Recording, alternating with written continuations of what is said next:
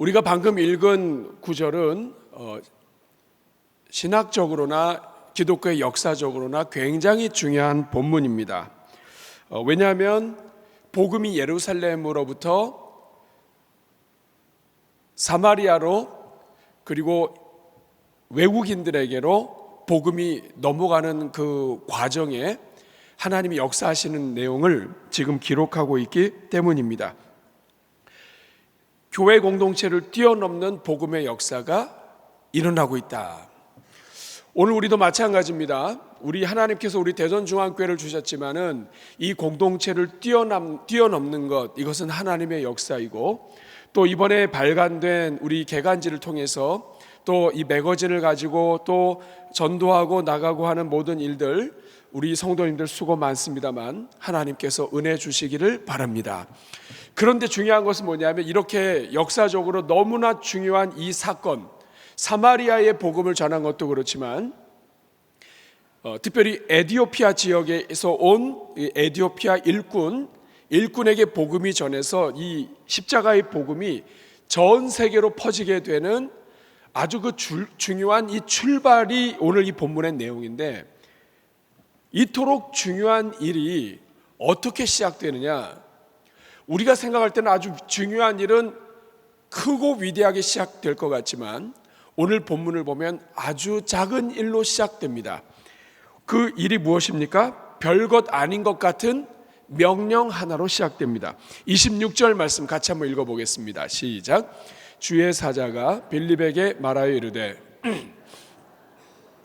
예루살렘의 가사로 내려가는 길까지 가라 하니, 그 길은 아주 작은 명령입니다. 주의 사자가 빌립에게 나타났습니다. 이때 빌립은 사마리아의 복음을 전하고 있었고 사마리아에서 수많은 영혼들이 주께로 돌아오고 있었는데, 주의 사자가 빌립에게 말했습니다. 일어나서 남쪽으로 향하여 가라. 어디까지 가냐면 예루살렘을 지나 가사로 내려가라. 가사까지 내려가라. 그런데 그 길은 어떤 길이냐? 광야길이다 하는 것이죠. 사랑하는 여러분, 빌립에게 지금 주의 사자가 나타났습니다. 주의 사자가 어떻게 나타나는지는 모르겠습니다만 하나님께서 특별한 하나님의 일꾼을 통하여 하나님께서 말씀하신 거예요. 가사까지 내려가라. 근데 여러분, 사실 이 빌립이 이 하나님의 명령에 순종하기가 쉽지는 않았습니다. 왜냐하면 현재 이 빌립은 여러 가지 내용상 지금 사마리아에 있습니다.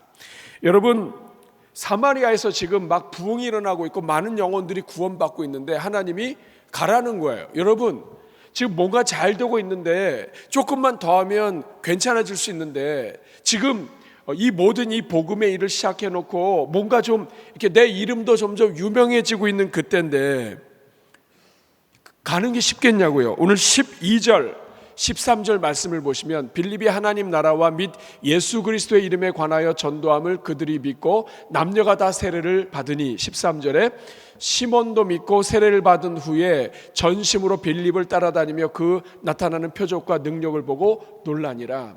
빌립을 따라다니는 사람도 생겼고요. 그리고 빌립이 유명해지기 시작을 했습니다. 그런데 거기서 그만두고 가라는 거예요. 이 쉽지 않은 일입니다. 또 이 본문의 말씀이 쉽지 않은 이유는 사마리아에서 예루살렘까지 가는 것도 먼 거리예요. 여러분, 사마리아에서 예루살렘까지 한 160km 정도가 됩니다. 사마리아에서 예루살렘까지, 사마리아 어느 지역에 있었는지 모르겠지만 사마리아에서 복음을 전하면서 예루살렘까지 가는데 100km가 넘어요. 우리 대전에서 서울역까지가 142km입니다. 자동차로 가면 158km, 거의 비슷해요. 그러니까 빌립이 사마리아에서 예루살렘까지 오는 거리는 한 150km, 서울에서 대전까지를 걸어와야 돼요. 예루살렘까지만 가도 할만합니다. 왜냐하면 어차피 빌립은 예루살렘으로 가야 되죠. 사역을 마치면 본부로 돌아가야 될 거 아니에요. 그런데 우리 주님께서는 예루살렘에서 가사까지 가라. 예루살렘이 끝이 아니에요. 예루살렘에서 가사까지는 또 얼마나 걸리느냐면 100km 정도 걸립니다. 직선 거리로 96km. 그리고 도로를 타면 100km가 넘는 거죠. 사랑하는 여러분, 대전에서 천안 아산역까지가 59km입니다. 도로로 타면 74km. 수원까지 가면은 100km가 좀 넘는데 도로로 가면 한 130 정도 되죠. 수원 좀 못 가는 거리까지, 신갈 인터체인지 좀 못 가는 거리까지 사마리아에서 예루살렘 왔다가 예루살렘에서 가사까지 또 와야 돼요. 여러분 이거 며칠이나 걸릴 것 같습니까? 하루에 3일길 하면 꼬박 5, 6일, 7일 일주일을 걸어가야 돼요. 예루살렘 옆으로 언덕길, 산길 잘 타서 내려오면 중간에 헤브론 산도 있고 그 옆길을 타서 쭉 오게 되면 좀 더 빨리 올 수 있겠죠. 하지만 산길도 있어요. 게다가 여기에는 광야길입니다. 편한 길이 아니에요. 그런데 여러분, 결국 이 빌립은 그냥 다른 말씀이 없어요. 가사까지 가라라고 하는 이 말씀을 듣고 출발을 합니다. 그리고 가사까지 가서 거기 마침 보니까 에티오피아 사람 4시가 있었어요. 그 사람을 만나서 복음을 전하게 되었다는 이야기가 오늘 이 본문의 내용입니다. 그런데 이 빌립이 내려가면서 여러분 어떤 생각했을까요? 뭐 위대한 생각을 했을까요? 하나님께서 내려가라고 하니까 도대체 누구를 구원하실까? 누구를 위해서 가라고 하실까? 생각은 했지만 자기를 통해서 그 작은 순종이 얼마나 큰 역사를 나타낼지에 대해서는 생각도 못했을 거예요. 사랑하는 여러분, 오늘 저는 여러분들과 이것을 함께 나눠보려고 합니다. 오늘 본문을 통해서 하나님이 말씀하시는 것이 무엇이냐? 아주 작은 순종하는 것을 통해서 하나님이 얼마나 놀라운 일을 이루시는가, 이것을 오늘 여러분들과 함께 나누려고 합니다. 첫 번째, 하나님께서 무엇인가 말씀하실 때에는 반드시 이유가 있다는 거예요. 한번 따라하겠습니다. 이유가 있다. 하나님께서 우리에게 무엇인가를 성경을 통해서 주실 때에는 이유가 있습니다. 하나님께서 성령의 인도하심, 우리 내 생각 계산이 아니라 하나님의 영으로 우리의 심령을 뜨겁게 하셔서 하나님께서 말씀을 통해 우리에게 역사하실 때에는 반드시 이유가 있습니다. 사랑하는 여러분, 빌립이 내려오면서 이런 생각했을 거예요. 왜 하필이면 날까? 왜 나만 이렇게 고생해야 되지? 여러분, 빌립이 사마리아까지 간 것도 예루살렘에 박해가 일어나서 쫓겨났습니다. 거기까지 가서 거기에서 진짜 유대인들 말고 핏줄이 약간 수상한 사람들은 다 예루살렘에서 도망쳐야 됐어요. 빌립은 사마리아까지 도망갔단 말이에요. 그런데 거기에서 복음 전하는데 또 다시 내려가라고 그래요. 여러분, 이 제자들이 하나님이 믿을 만한 사람이 빌립밖에 없습니까? 예루살렘에는 사도들이 있었다고요. 여러분, 박해가 일어났어도 사도들은 예루살렘을 지키고 있었습니다. 그러면 여러분, 예루살렘에 있는 이 사도 제자들을 보내는 게 더 빠릅니까? 아니면 사마리아 북쪽에 있는 예루살렘에서 150km 위에 있는 그 빌립을 가사까지 내려가는 게 더 빠르겠습니까? 당연히 예루살렘에서 보내는 게 낫죠. 그리고 예루살렘에는 베드로도 있고 요한도 있습니다. 물론 이 베드로와 요한이 사마리아도 갔었지만 나중에 예루살렘으로 복귀하면서 사마리아 사람들이 성령을 받은 것을 보고하게 됩니다. 그러니까 이 베드로와 요한이 사마리아에서 예루살렘으로 가는 길에 더 밑에까지 내려가면 되잖아요. 더욱이 이 베드로와 요한은 굉장히 뛰어난 사도입니다. 그런데 여러분, 하나님께서 그렇게 안 하시고 빌립을 보내셨어요. 여러분, 빌립이 내려오면서 조금 어땠을까요?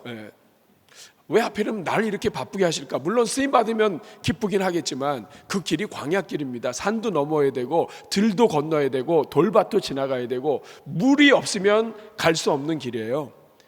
먼 거리입니다. 하루에 8시간씩 걸어서 6일을 꼬박 가야 가는 길이에요. 그런데도 이 빌립이 순종해서 갑니다. 왜 하나님이 이렇게 하셨을까요? 그 이유는 빌립이 준비된 사람이기 때문에 그렇습니다. 사랑하는 여러분, 베드로는 어떤 사람이에요?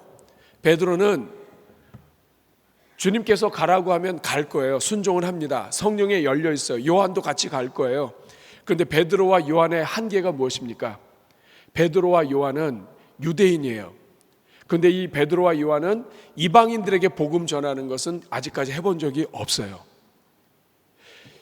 이 사도행전 이후에 8장 이후에 10장에서 고넬료 집안의 복음을 전하는 데 있어서도 이 베드로는 하여간 끔찍하게도 우리 천사의 말과 이 모든 것들을 끝까지 버티면서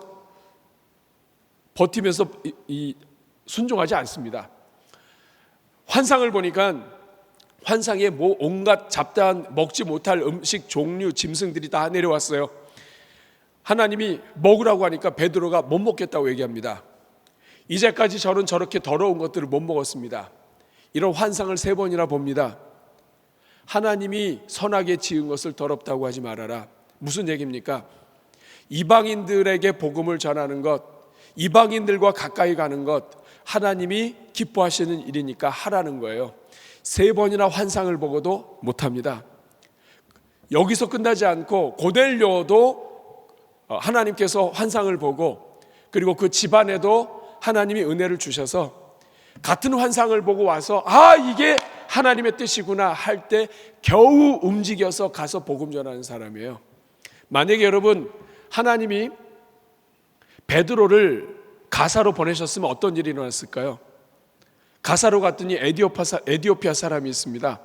그 에디오피아 사람을 보고 베드로는 어떻게 했을까요? 아마 뒤로 자빠졌을 겁니다. 에디오피아 사람한테는 복음 전할 수도 없거니와 그 자리에서 이 환상도 3번 보고, 그리고 그 에디오피아 사람도 환상을 보고, 그래서 결국에는 둘이 환상 때문에 아멘하고 하기까지 엄청 시간이 걸릴 거예요. 그런데 빌립은 그렇지 않았습니다. 이미 빌립은 사마리아에 가서 복음을 전했습니다. 사마리아 사람들은 유대인들이 이방인처럼 취급하는 사람이에요. 근데 이방인 취급했던 그 사마리아 사람들한테 가서 복음을 전했습니다. 그 하나님께서 이 빌립을 다시 내려보냅니다. 빌립이 아픈 거 아시죠? 빌립 다리 아픈 거 아시죠? 빌립 바쁜 거 아시죠? 빌립 미안한 거 아십니다. 그럼에도 불구하고 하나님은 빌립을 보내세요. 왜냐하면 빌립이 준비되었기 때문입니다. 사랑하는 여러분, 27절 말씀을 볼까요? 27절 말씀을 보면 빌립이 내려갔습니다. 가서 보니까 에디오피아 사람 곧 에디오피아 여왕 간다게의 모든 국고를 맡은 관리인 네시, 굉장히 높은 사람입니다. 재무부 장관 정도 되는 사람이에요. 이 사람이 예배하러 예루살렘에 왔다가 지금 돌아가는 길이에요. 28절에 보니까 돌아가는데 수레를 타고 선지자 이사야의 글을 읽습니다. 그때 29절에 성령이 빌립더러 이르되 이 수레로 가까이 나아가라, 이렇게 말씀하실 때 빌립은 주저하지 않고 나아갑니다. 에디오피아 사람이든지 사마리아 사람이든지 이 빌립한테는 이미 장벽이 없어졌어요. 사랑하는 여러분, 저는 여러분들에게 하나님이 모든 장벽을 없애주시기를 바랍니다. 하나님께서 여러분들을 마음껏 쓰시도록 마음의 어떤 거리낌도 어떤 장벽도 없애주시기를 바랍니다. 빌립은 가니까 에디오피아 사람이 있는데 에디오피아 사람이 성경 읽는 것도 다 보고 있었어요. 그리고 성령이 충동을 마음에 감동을 주시니까 곧바로 달려갑니다. 그래서 30절, 빌립이 달려가서 선지자 이사야의 글을 읽는 것을 듣고 말하되 읽는 것을 깨닫느냐, 가까이 다가가서 말합니다. 이 말씀이 무슨 뜻인지 깨닫느냐. 그냥 자연스럽게 말을 걸어요. 베드로 같았으면 말도 안 걸었을 겁니다. 여러분, 유대인들이 이방인들하고 대화하는 것도 꺼리는 거 아시죠? 예수님께서 사마리아로 지나갈 때 이 사마리아 사람에게 말을 건네고 하는 것, 유대인들은 금기사항입니다. 근데 예수님은 거리낌이 없으세요. 예수님은 모든 장벽이 없으세요. 하늘의 이 모든 보좌를 버리고 이미 우리 죄인들을 구원하시기 위해서, 어떤 민족이든지 어떤 인생도 구원하시기 위해서 모든 걸 버리고 오신 분이 우리 예수님이세요. 근데 이 빌립이 이미 그 마음을 갖게 되었습니다. 그러니 달려가서 성경 읽는 것을 보고 곧바로 이야기합니다. 이거 읽고 있는 것을 깨닫느냐. 그랬더니 31절에 같이 읽겠습니다. 시작. 대답하되 지도해 주는 사람이 없으니 어찌 깨달을 수 있느냐 하고 빌립을 청하여 수레에 올라 같이 앉으라. 여러분, 베드로 같았으면 올라가지도 않았을 겁니다. 여러분, 이방인하고 어떻게 같이 앉아요? 이방인하고 식사하는 것도 안 됩니다. 고넬료 집에 가서 그 집에서 식사하고 같이 교제하는 것도 다른 유대인들이 볼까봐 굉장히 조심스럽게 조마조마하며 갔던 게 베드로예요. 근데 여러분, 오늘 본문의 빌립은 그런 거 따지지 않습니다. 그냥 올라갑니다. 저는 여러분, 우리 대전중앙교회 모든 성도님들에게 하나님께서 빌립의 영을 부어주시기를 축복합니다. 빌립이 가졌던 것처럼 주님이 말씀하시면 그냥 달려갈 수 있는 은혜가 여러분들에게 있기를 바랍니다. 올라와서 앉으라니까 그냥 앉아버렸어요. 그리고 32절에 읽는 성경 구절은 이것이니 일러스되 그가 도살 장에게로 가는 양과 같이 끌려갔고 털 깎는 자 앞에 있는 어린 양이 조용함과 같이 그의 입을 열지 아니하였도다. 사랑하는 여러분, 지금 이 모든 것들이 우연처럼 일어나지만 하나님의 계산이 담겨 있습니다. 하나님께서 빌립을 통하여 이동하라고 하시는 시간, 예루살렘에서 가사로 내려가는 이 에디오피아 재무부 장관의 그 행보, 그리고 마침 이사야 성경을 읽고 있는데 성경을 읽고 있는 그 내용은 예수님에 대한 내용이었습니다. 이것이 우연이 아니죠. 하나님은 계산을 하신 거예요. 하나님은 빌립이 이동하는 것과 이 모든 것들을 다 계산하시고 빌립에게 가장 중요한 때에 적합한 때에 떠나라고 얘기하셨고, 빌립은 도착해서 가장 이 예수 그리스도에 대한 이야기를 성경을 읽고 있을 때 이 성경 글을 읽는 것을 해석해주고 도와주고 그리고 예수님을 믿게 합니다. 그리고 33절에 그가 굴욕을 당했을 때 그 공정한 재판도 받지 못하였으니 누가 그의 세대를 말하리요? 그의 생명이 땅에서 빼앗김이로다. 예수님에 대한 이 모든 내용을 이 빌립이 잘 듣고 그리고 빌립이 이에 대해서 설명을 해주며 복음 전파가 시작됩니다. 사랑하는 여러분, 하나님은 다 계획이 있으십니다. 우리는 생각이 짧아서 계획을 해도 맞지 않지만 하나님은 계획하십니다. 우리 생각에는 이렇게 해야만 될 것 같은데 하나님의 시간 계획은 더 광범합니다.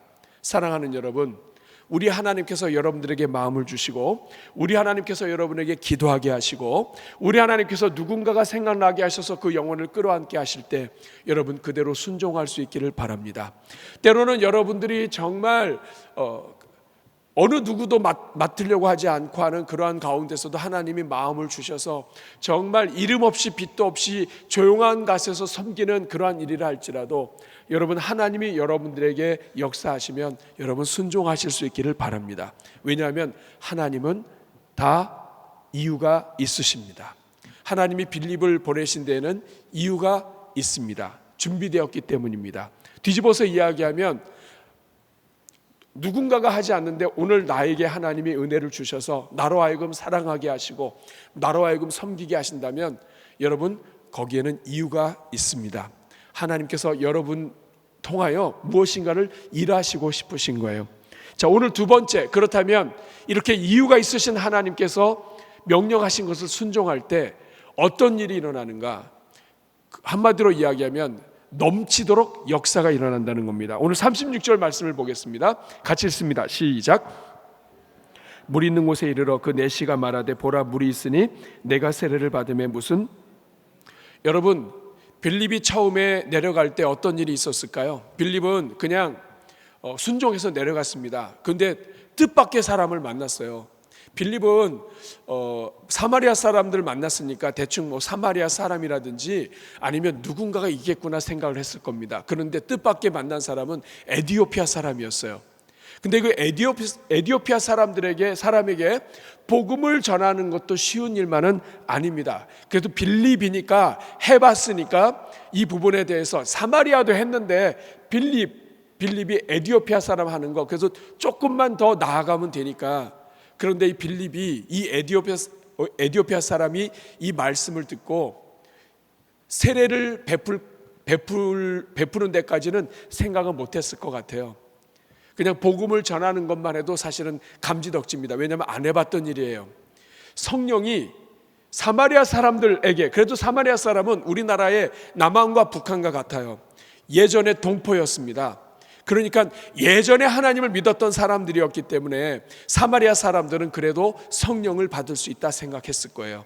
그런데 하나님께서 만나게 하신 사람은 뜻밖의 에티오피아 사람이에요. 같은 피부도 아니고 피부 색깔이 구스 지역입니다. 약간 어두침침한 그런 피부를 가진 사람들인데, 이 사람에게 복음을 전하는 것도 쉽지 않은데 이 사람에게 세례를 베푼다, 이건 아마 생각도 못했을 거예요. 그런데 하나님이 먼저 움직이십니다. 36절에서 뭐라고 얘기합니까? 길 가다가 물 있는 곳에 이르러 내시가 먼저 말합니다. 보라, 물이 있으니 내가 세례를 받음에 무슨 거리낌이 있느냐. 그리고 38절에 이에 명하여 수레를 멈추고 빌립과 내시가 둘 다 물에 내려가 세례를 베풀게 됩니다. 사랑하는 여러분, 에티오피아 사람은 외국인인데 이 외국인이 먼저 요청을 했습니다. 뜻밖의 일이 일어난 거예요.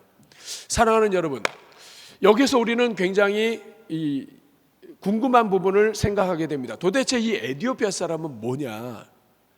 에티오피아 사람이 여기 왜 오냐? 그리고 에티오피아 사람이 예루살렘으로 갈 수는 있지만 재무부 장관급의 사람이 어떻게 예루살렘을 가느냐? 그리고 하나님께서는 수많은 사람들이 예루살렘으로 성지로 순례하는 그때에 하필이면 왜 이 예루살렘에 왔던 에티오피아 사람에게 하나님께서 신실한 종 빌립을 보내느냐 하는 거죠. 더군다나 이 사람은 도대체 어디서 떨어진 사람이길래 이사야를 읽고 있는가? 이상하지 않아요? 여러분, 어떻게 에티오피아에서 온 사람이 이사야를 읽고 있죠? 에티오피아에서 온 사람이 어떻게, 야, 물이 있는데 왜 세례를 못 받으리요? 뭐 이러고 있습니까? 도대체 이 사람 무슨 사람입니까? 이 사람? 어디서 온 사람입니까? 저는 여러분 주변에 이런 에티오피아 사람이 많이 나타나길 바랍니다.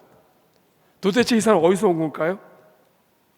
학자들은 이 본문을 연구하면서 이 본문의 이 에티오피아 사람이 여기 오기까지 역사상 많은 오래전에 있었던 하나님의 은혜로부터 시작됐다는 것을 추적합니다. 솔로몬이 왕으로 있을 때 스바 여왕이 오게 되는데, 이 스바 여왕이 구스 에티오피아 지역에서 온 사람이에요. 그런데 스바 여왕이 솔로몬을 만나고 내려가게 되면서 하나님에 대한 믿음을 가지고 들어갑니다. 그리고 에티오피아 지역에 가서 그의 아들이 국가를 왕조를 세우게 되는데, 그 왕조는 계속해서 하나님에 대한, 유대인에 대한 신앙과 하나님에 대한 신앙을 갖게 된 것으로 역사학자들은 보고 있습니다. 그래서 그때부터 스바 여왕 때부터 시작을 해서 솔로몬 유대인들과 이스라엘과 국교를 맺어가지고 매년 중요한 절기 때마다 자기의 중요한 사신을 보낸 거예요. 그러니까 생각해 보세요. 예루살렘 순례하는데 이 사람이, 에티오피아 재무부 장관이 무슨 일이 있다고 그 자기의 이 시간을 들여서 에티오피아로부터 예루살렘까지 오냐고요. 그렇게 할 일이 없나요? 재무부 장관이 노는 자리입니까? 사인만 하고 돈만 쓰는 자리인가요? 그렇지 않죠. 재무부 장관이 어떻게 이 먼 거리를 올 수가 있을까요? 여러분, 에티오피아에서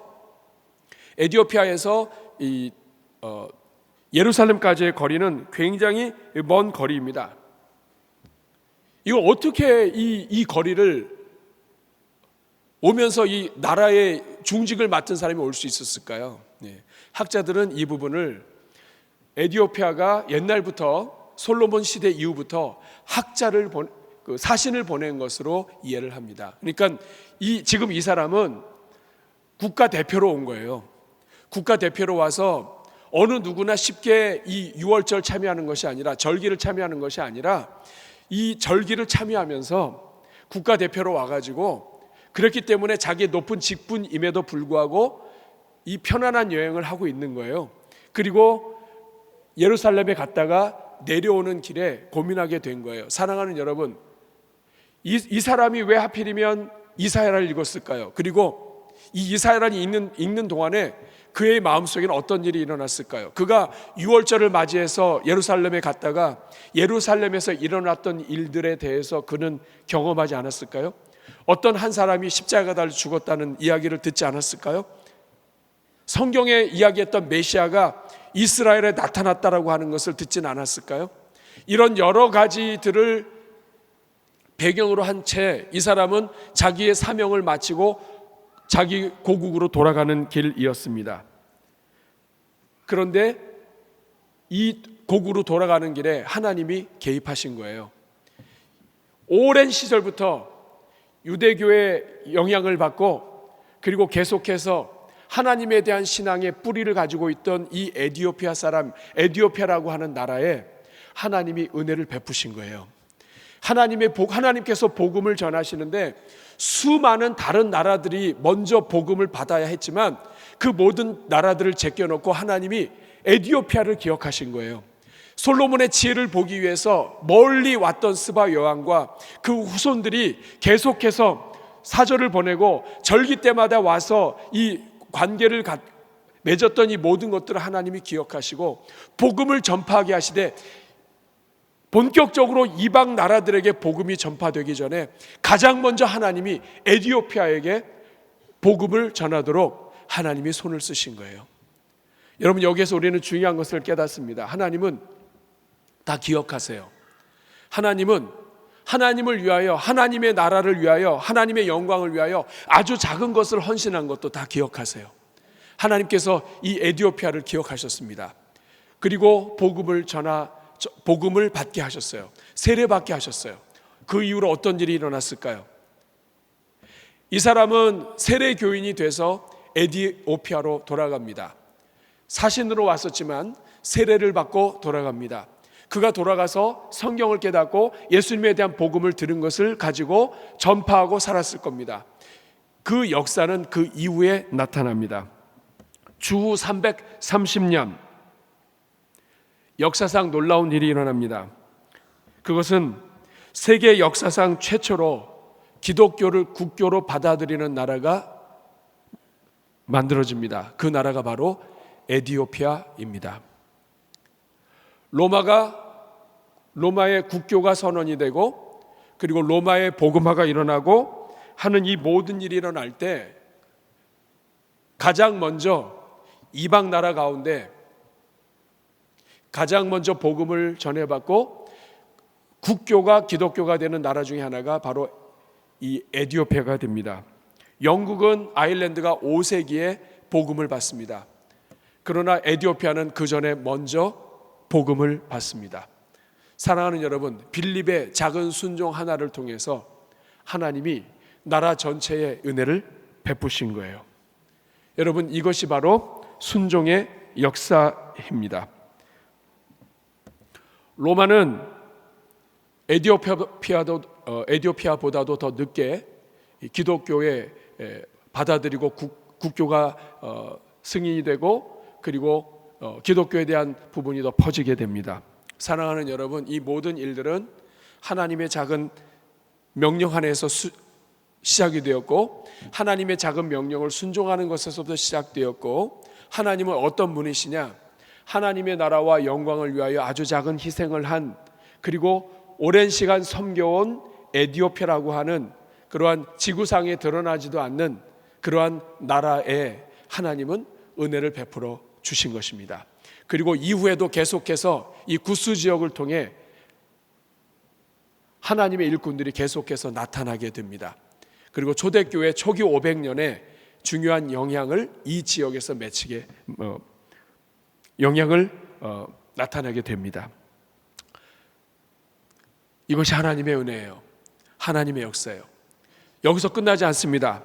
오늘 이 본문을 통해서 우리가 알아야 할 것 또 하나가 있습니다. 세 번째, 그것은 오늘 우리 주변에 있는 외국인들을 우리가 성령의 눈으로 바라보아야 한다는 겁니다. 여러분, 다시 처음으로 돌아가 볼게요. 하나님께서 빌립에게 그토록 멀리 가게 하신 이유가 뭐예요? 물론 빌립밖에 없었고 빌립이 가장 적합했기 때문입니다. 그런데 하나님께서 이렇게 무리해서 빌립에게 가라고 하신 이유가 뭘까요? 그러나 여러분, 이것이 빌립한테는 좀 무리가 될 수 있을지 모르지만 하나님을 사랑하는 자들에게 있어서 이것은 무리가 되지 않습니다. 왜냐하면 하나님은 이거보다 더 먼 길을 우리에게 달려오셨기 때문입니다. 여러분, 에티오피아 사람 넷이가 예루살렘으로 왔다가 간 길은 빌립이 움직이는 거리와 비교가 안 됩니다. 에티오피아에서 예루살렘까지는 1500km입니다. 빌립은 사마리아에서 예루살렘, 예루살렘에서 가사까지 길어야 200km입니다. 200km, 300km 사이예요. 이것에 비교할 수 없는 더 먼 거리를 이 에티오피아 사람 넷이는 예루살렘으로 갔다가 돌아가야 돼요. 이 먼 거리를 왕복으로 해야 된다고요. 1500km를 왕복으로 걸어야 된다고요. 여러분, 서울에서 부산까지 400km예요. 1500km입니다, 여러분. 하루 이틀 거리가 아니에요. 그런데 여러분, 이것과 비교 안 되는 더 먼 거리를 우리를 위해서 오신 분이 있습니다. 그것은 바로 예수님이세요. 예수님은 하늘 보좌를 버리고 우리에게 오셨습니다. 하늘 보좌를 버리고 우리에게 오시기까지 얼마나 오랜 시간이 흘렀을까요? 그리고 우리에게 오시는 것도 그냥 하늘에서 수직으로 떨어진 게 아니에요. 예루살렘으로 오셨고 이스라엘에게 오셨고 십자가 달려 죽으셨고, 그리고 하나님의 일꾼들이, 제자들이 복음을 전하기 위해서 사방으로 흩어졌고, 전 세계로 흩어진 이 복음이 결국에는 미국에 갔다가 미국에서 선교사를 통해서 우리나라에 복음이 전해집니다. 사랑하는 여러분, 우리 오늘 한 사람을 구원하기 위해서, 저와 여러분을 구원하시기 위해서 하나님이 여러분에게 오신 거리는 얼마나 될까요? 100km일까요? 200km일까요? 1500km일까요? 하나님께서 오늘 여러분들에게 찾아오신 거리는 비교가 안 돼요. 그렇기 때문에 이 큰 은혜를 받은 사람은 하나님이 어디를 가라고 해도 가는 거예요. 아프리카를 가라고 해도 가고요.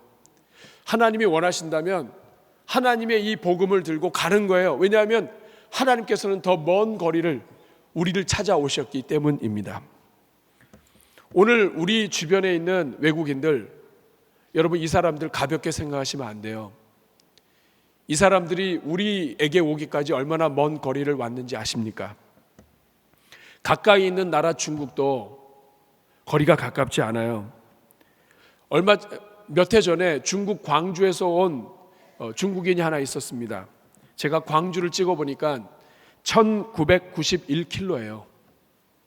우리는 어떻게 중국에서 왔네 이렇게 할지 모르지만 그 사람들이 우리 교회에 와서 예배에 참석하기까지는 1991km를 와야 돼요. 이것도 항공킬로입니다. 항공킬로. 우리 교회에는 아프리카에서 온 친구들 많아요. 평상시에 보지 못했던 친구들, 지도상에서도 확인이 안 되던 아이들, 우리가 가나 초콜릿이 알았지 가나라고 하는 나라는 생각이나 해봤습니까? 그런데 가나에서 왔어요. 제가 비행기를 찍어봤습니다. 가나에서 대한민국까지 얼마나 걸릴까요? 편도가 20시간 11분이에요. 비행기로, 킬로로 따지면 12,712km예요. 우리 대전중앙교회에 오기까지 그 영혼이 걸어온 거리가, 날아온 거리가 12,712km. 하나님이 그렇게 먼 거리를 보내셔서 우리 교회에 오게 하신 거예요. 그 옆에 나라들 다 비슷합니다. 가봉. 우리 양복 만들고 옷감 짤 때나 가봉 알았지? 여러분, 가봉이 나라가 있고 그 나라 백성이 우리 교회에 올 줄 알았나요? 스와질리아? 우리 영어 예배를 담당하는 우리 클로드 목사님은 남아공 아프리카입니다. 되게 멀어요, 여러분. 항공이 있기 때문에 이렇게 오지만 항공도 직접 안 오고요. 오다가 바다에 떨어지기 때문에 위로 들렸다가 온다고요. 그렇게 먼 거리를 통해서 다 하나님이 우리 대한민국, 우리 교회까지 보내셨어요. 여러분, 인천공항에 떨어지는 것도 쉽지 않은데 인천에서 여기까지 왔어요. 그러면 여러분, 우리가 그 사람들을 어떻게 대해야 되겠습니까? 외국인 근로자 한 사람 그냥 우습게 보시면 안 돼요. 요새 우리 교회가 소문이 났는지 지난주에는 필리핀 사람 5사람이 왔어요. 단체로 왔습니다. 클로드 목사님이 저한테 다 데리고 와가지고 인사를 시켰어요. 여러분, 5명이 오는 거 쉽지 않습니다. 필리핀은 섬이 7,000개예요. 어느 섬에서 왔는지 모르겠지만 어쨌든 마닐라를 통해서 왔겠죠. 필리핀에서 우리나라까지 오는 거 그것도 2,628km입니다. 어느 섬이냐에 따라서 더 멀어요. 근데 그 사람들이 우리 교회에 와서 대전중앙교회에 와서 예배로 세트로 5명이나 와서 예배를 드렸어요. 여러분, 이 사람들 우리가 어떻게 해야 될까요? 여러분, 우리 대전중앙교회 성도님들에게 간곡히 부탁드립니다. 외국인 근로자 한 사람 한 사람을 에티오피아 내시로 생각해 주시기를 바랍니다. 이 사람들은 그 나라 대표예요. 하나님께서 어디로 보내실까 하다가 대한민국으로 보내셨는데 대한민국의 대전중앙교회로 보냈습니다.